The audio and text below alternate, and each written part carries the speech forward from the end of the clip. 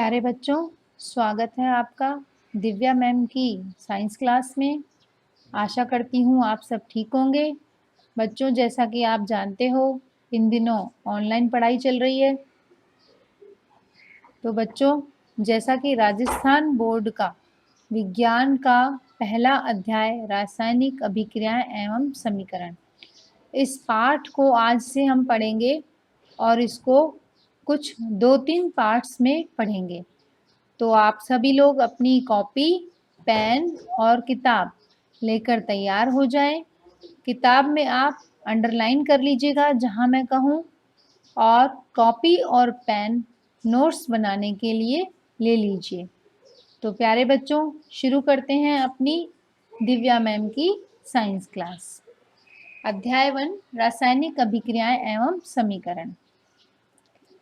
अपने दैनिक जीवन की निम्नलिखित परिस्थितियों पर ध्यान दीजिए और विचार कीजिए कि क्या होता है जब गर्मियों में कमरे के ताप पर दूध को खुला छोड़ दिया जाता है। लोहे का तवा, तसला, कील इत्यादि को आर्द्र वायुमंडल में खुला छोड़ दिया जाता है। आर्द्र वायुमंडल मतलब नमी में। बारिश में अगर हम लोहे की कील को, लोहे की साइकिल को खुला छोड़ दें तो क्या हो जाता है? अंगूर का किण्वन हो जाता है। यानी कि अगर हम कोई भी फल रखते हैं तो धीरे धीरे वो सड़ने लगते हैं। भोजन को पकाया जाता है। हमारा शरीर भोजन को पचा लेता है और हम सांस लेते हैं। ये सभी परिस्थितियां, जैसा कि बच्चों मैंने आपको बताई, इन परिस्थितियों में प्रारंभिक वस्तु की प्रकृति और पहचान कुछ न कुछ बदल जाती है। अगर हम खुले में लोहा रख दें तो उसको क्या हो जाता है? जंग लग जाती है। पदार्थ के भौतिक और रासायनिक परिवर्तनों के बारे में हम पिछली कक्षाओं में पढ़ चुके हैं। कक्षा 9 में हमने पढ़ा था पदार्थ के भौतिक और रासायनिक परिवर्तन क्या होते हैं। तो इस अध्याय में हम रासायनिक परिवर्तन के बारे में पढ़ेंगे। जब कोई रासायनिक परिवर्तन होता है तो हम कह सकते हैं कि एक रासायनिक अभिक्रिया हुई है। अब आप शायद सोच रहे होंगे कि रासायनिक अभिक्रिया का अर्थ क्या है वास्तव में। हम कैसे जान सकते हैं कि कोई रासायनिक अभिक्रिया हुई भी है कि नहीं? तो इन प्रश्नों का उत्तर जानने के लिए हम एक क्रियाकलाप करेंगे। क्रियाकलाप 1.1। अब इस क्रियाकलाप को करने से पहले एक सावधानी रखनी है बच्चों। इस क्रियाकलाप में शिक्षक का या किसी बड़े का सहयोग लेना है और सुरक्षा के लिए अपनी आंखों पर कोई चश्मा पहन लेना है। लगभग 3 से 4 सेंटीमीटर लंबा मैग्नीशियम रिबन को रेगमाल से रगड़कर साफ कर लें। बच्चों, ये बाजार में मिलता है मैग्नीशियम रिबन, यानी तार बोलते हैं मैग्नीशियम का इसको, और रेगमाल तो सभी बच्चे जानते होंगे। उससे उसको रगड़ के साफ करना है ताकि उस पर कोई भी अशुद्धि लगी न रहे। अब इस मैग्नीशियम के रिबन को चिमटे से पकड़कर स्पिरिट लैंप या बर्नर से इसका दहन करेंगे, यानी कि इसको जलाएंगे। आप चित्र देखो 1.1। इसमें मैग्नीशियम के रिबन को चिमटे से पकड़कर जलाया जा रहा है और इसके नीचे एक प्लेट रखी जा रही है। इस प्लेट में जब ये मैग्नीशियम रिबन या तार मैग्नीशियम का जलेगा तो जो उसकी राख बनेगी, वो राख इस प्लेट में धीरे धीरे इकट्ठी हो रही है। तो अब इसमें यही प्रश्न है कि मैग्नीशियम का रिबन जब जलता है तो क्या प्रेक्षण होता है। बस इसमें सावधानी यही है कि अपनी आंखों को आपको दूर रखना है। आपने देखा होगा कि चमकदार श्वेत लौ, श्वेत मतलब बच्चों सफेद, चमकदार सफेद लौ के साथ मैग्नीशियम का रिबन का दहन होता है और यह श्वेत चूर्ण में परिवर्तित हो जाता है। अब यहाँ से अंडरलाइन कर लीजिए, आपने देखा होगा चमकदार से, चमकदार श्वेत लौ के साथ मैग्नीशियम रिबन का दहन होता है और यह सफ़ेद चूर्ण में परिवर्तित हो जाता है। यह मैग्नीशियम ऑक्साइड का चूर्ण है। इस पूरी 2 लाइनों को आप अंडरलाइन कर लीजिए। वायु में उपस्थित ऑक्सीजन और मैग्नीशियम के बीच में होने वाली अभिक्रिया के कारण ही यह बनता है। अब क्रियाकलाप 1.2। एक परख नली में लेड यानी सीसा नाइट्रेट का घोल ले लेंगे। इसमें पोटेशियम आयोडाइड का घोल मिला लेंगे। बच्चों, ये सभी रासायनिक चीजें होती हैं जो रसायन प्रयोगशाला में ही मिलती हैं। आपने क्या प्रेक्षण किया? ये दो क्रियाकलाप हैं, 1.2 और क्रियाकलाप 1.3। इन दोनों का जो परिणाम आएगा वो नीचे लिखा है, वो मैं आपको समझाऊंगी। क्रियाकलाप 1.3 में क्या करा? एक शंक्वाकार फ्लास्क। बच्चों, ये जो है चित्र में आप देख रहे हैं, इसको शंक्वाकार फ्लास्क कहते हैं। चित्र 1.2 में ये जो कांच की बरनी सी है, तिकोनी सी, एक शंक्वाकार फ्लास्क या परख नली में कुछ दानेदार जिंक लीजिए। दानेदार जिंक आता है बच्चों, जिंक चूर्ण, वो इस शंक्वाकार फ्लास्क में लेना है। अब इसमें तन्नुम हाइड्रोक्लोरिक अम्ल। बच्चों, ये अम्ल यानी कि तेजाब होता है, या सल्फ्यूरिक अम्ल, ये भी एक तेजाब होता है। इन दोनों में से कोई सा भी तेजाब इसके ऊपर गिराना है। जस्ते के दाने यानी जिंक का जो चूर्ण है, इसके ऊपर क्या गिराना है? सल्फ्यूरिक अम्ल। शंक्वाकार फ्लास्क या परख नली को स्पर्श करिए, यानी इसको अगर हम छुएंगे तो ये कैसी लगती है। अब इसका क्या परिणाम है वो मैं आपको बताती हूँ। ऊपर दिए गए तीनों क्रियाकलापों के आधार पर हम कह सकते हैं कि निम्न किसी भी प्रेक्षण प्रेक्षण मतलब जो प्रयोग हुआ उसमें क्या दिखा, इसकी सहायता से हमें ये पॉइंट चारों पता चले। इनको आप अंडरलाइन कर लीजिए कि एक रासायनिक अभिक्रिया हम तब मानेंगे, पहला पॉइंट है कि अवस्था में परिवर्तन होना चाहिए। दूसरा, रंग में परिवर्तन। तीसरा, गैस का निकास या उत्सर्जन। और चौथा, तापमान में परिवर्तन। बच्चों, इन चारों पॉइंट्स को आप अंडरलाइन कर लीजिए। ये चारों पॉइंट बताते हैं कि रासायनिक अभिक्रिया हुई है। अगर ये नहीं होते तो इसका मतलब हम उसको रासायनिक अभिक्रिया नहीं कह सकते। तो जैसे कि जिंक हमने शंक्वाकार फ्लास्क में सल्फ्यूरिक एसिड के साथ क्रियाकलाप करा तो वह छूने पर गर्म हो गया। यदि हम अपने आसपास हो रहे परिवर्तनों को देखें तो पाएंगे कि हमारे चारों ओर विविध प्रकार की रासायनिक अभिक्रियाएं हो रही हैं, और इस अध्याय में हम भिन्न प्रकार की रासायनिक अभिक्रियाओं पढ़ेंगे, उनको लिखते कैसे हैं ये भी पढ़ेंगे। तो हम पॉइंट है 1.1 रासायनिक समीकरण। क्रियाकलाप 1.1 का विवरण। जब ऑक्सीजन की उपस्थिति में मैग्नीशियम रिबन को जलाते हैं या दहन होता है, तब मैग्नीशियम ऑक्साइड में परिवर्तित हो जाता है। यानी मैग्नीशियम रिबन का क्या बन जाता है? Magnesium oxide. आप इन दोनों लाइनों को अंडरलाइन कर लीजिए। वाक्य के रूप में किसी रासायनिक अभिक्रिया का विवरण बहुत लंबा हो सकता है।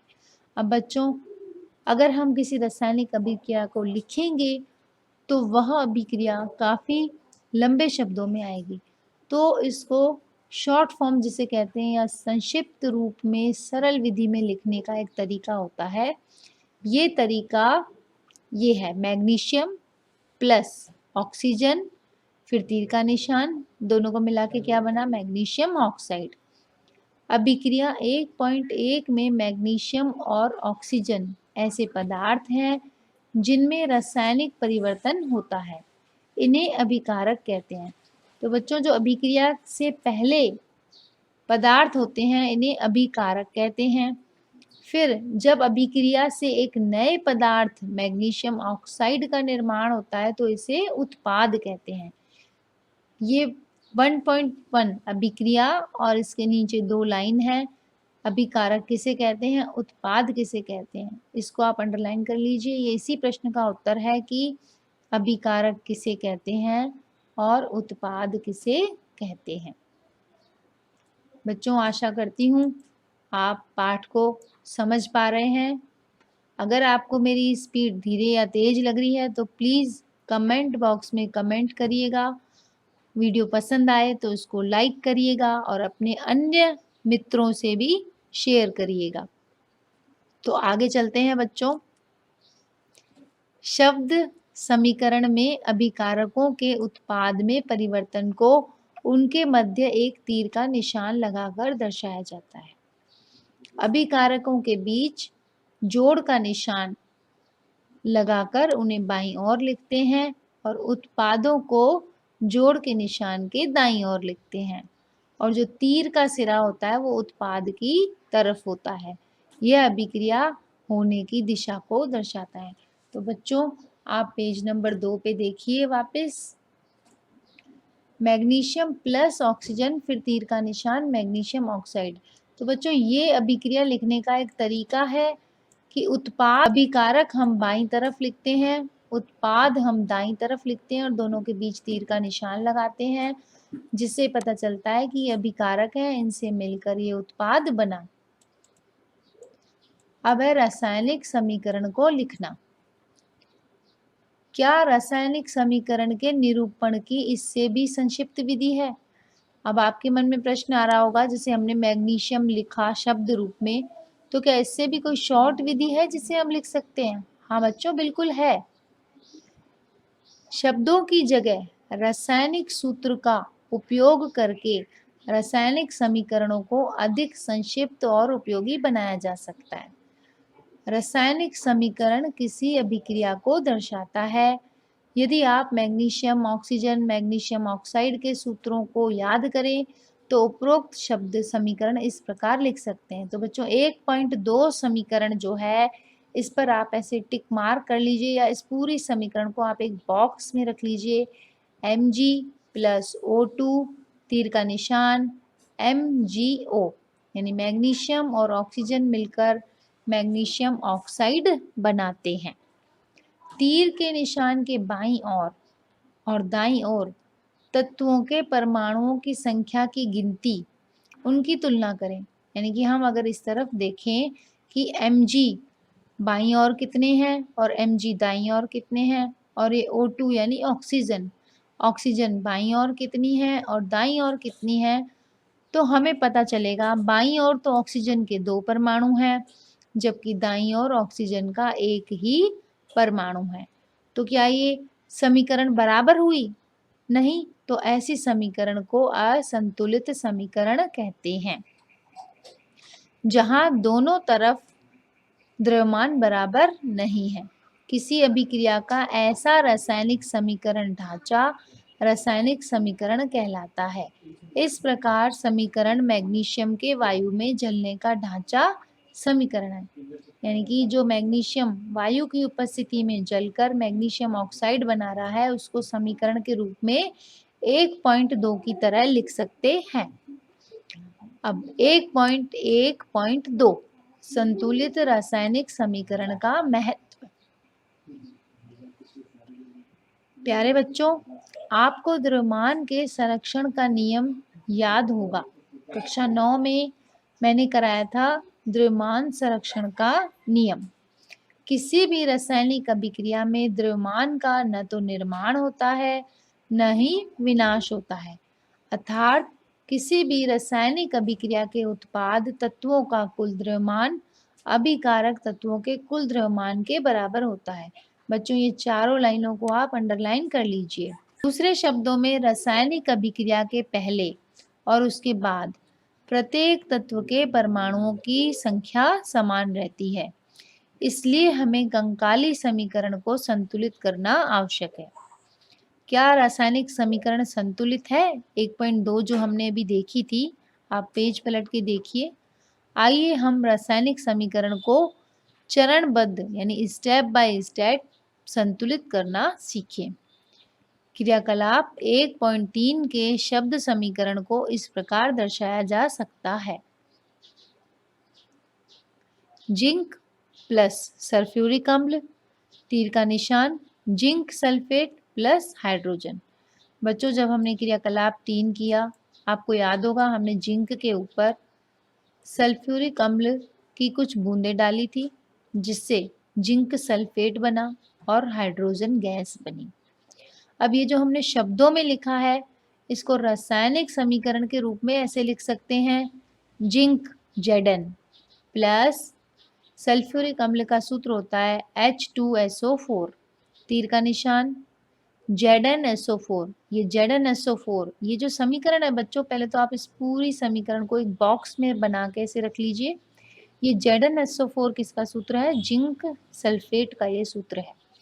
और हाइड्रोजन गैस, हाइड्रोजन का सूत्र है H2। आइए समीकरण 1.3 में तीर के निशान के दोनों ओर के तत्वों के परमाणुओं की संख्या की तुलना करें। समीकरण 1.3 में तीर के निशान के दोनों ओर प्रत्येक तत्व के परमाणुओं की संख्या समान है, इसलिए यह संतुलित रासायनिक समीकरण है।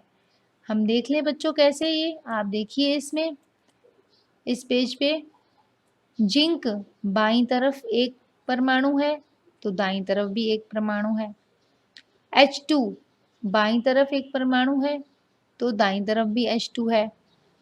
SO4 सल्फर बाईं तरफ एक है, दाईं तरफ भी एक है। O4 बाईं तरफ भी 4 है और दाईं तरफ भी 4 है। इस तरह से हमने देखा कि यह समीकरण तो पहले से ही संतुलित है, इसको संतुलित करने की कोई आवश्यकता नहीं है। ये जो सारणी दे रखी है, सारणी में भी यही बताया है कि किसके परमाणु बाईं तरफ कितने हैं और दाईं तरफ कितने हैं। अब 1.4 समीकरण है ये Fe मतलब बच्चों आयरन यानी लोहा, प्लस H2O सबको मालूम है बच्चों, बताइए किसका सूत्र है? ये जल का। Very good. तीर का निशान Fe3O4 ferrous sulphate plus H2। यह जो समीकरण है, अब इसको संतुलित करते हैं चरणबद्ध तरीके से। चरणबद्ध मतलब स्टेप बाय स्टेप। सबसे पहले हम इसको संतुलित करने के लिए प्रत्येक सूत्र के चारों ओर एक बॉक्स बना लेंगे, जैसा कि चित्र में दिख रहा है आपको। प्रत्येक सूत्र के चारों ओर एक बॉक्स बना लिया गया है। दूसरा स्टेप है असंतुलित समीकरण 1.5 में उपस्थित तत्वों के परमाणुओं की संख्या की सूची, यानी इस तरह से हम टेबल बना लेंगे कि कौन कौन से परमाणु है इसमें। एक तो Fe है, एक H है, एक O है, तो हमने इसमें लाइन से लिख दिया Fe, H और O। अब इस सारणी में आप देखिए Fe के कितने परमाणु हैं? बाईं तरफ LHS लिखा हुआ है ना, ये इसका मतलब बाईं तरफ, लेफ्ट हैंड साइड। RHS लिखा हुआ है, इसका मतलब राइट हैंड साइड। तो उल्टे हाथ की तरफ आयरन यानी Fe कितने हैं? 1 है। और सीधे हाथ की तरफ Fe कितने हैं? 3 है। तो हमने 1 और 3 लिख दिया। H यानी हाइड्रोजन, उल्टे हाथ की तरफ कितने हैं? 2, सीधे हाथ की तरफ भी 2 है, तो यानी कि ये तो बराबर है। ऑक्सीजन उल्टे हाथ की तरफ कितना है? 1, सीधे हाथ की तरफ कितने हैं? O4 यानी 4। तो बच्चों आज की कक्षा यहीं तक। आशा करती हूँ आपको अब तक का पढ़ाया समझ में आ रहा होगा। अब कल कक्षा 10 का पाठ 1 का पाठ 2 लेकर फिर से हाजिर होंगी। तब तक आपकी दिव्या मैम को इजाज़त दीजिए। बाय बाय बच्चों।